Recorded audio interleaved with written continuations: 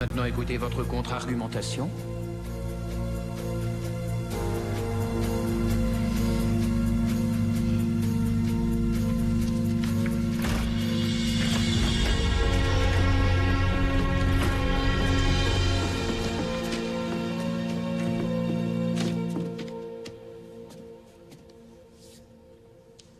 En tant qu'arbitre de la loi et en toute connaissance de la jurisprudence historique dans ce pays, la race doit être toujours considérée comme une variable. Votre temps est précieux, Maître Keating. Je vous suggère de ne pas le gâcher en présentant des arguments que vous avez déjà formulés.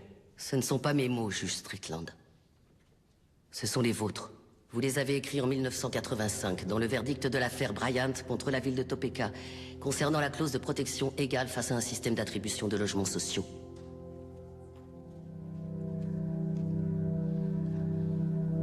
Le racisme fait partie de l'ADN des États-Unis d'Amérique. Et tant que nous fermerons les yeux sur la douleur de ceux qui souffrent de son oppression, nous ne pourrons jamais échapper à ses origines.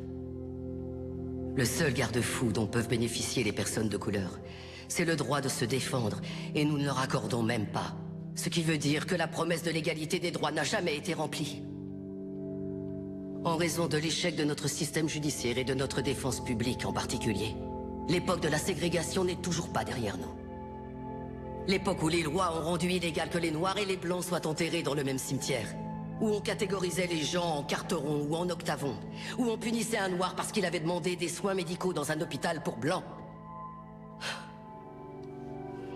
Certains prétendent que l'esclavage est révolu.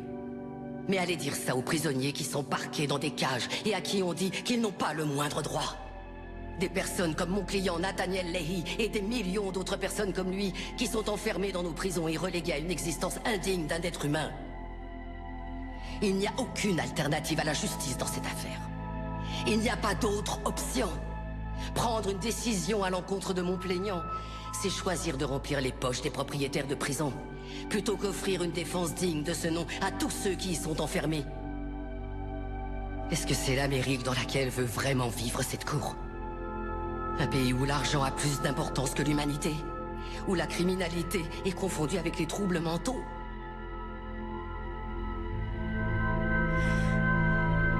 Le 6e amendement a été ratifié en 1791.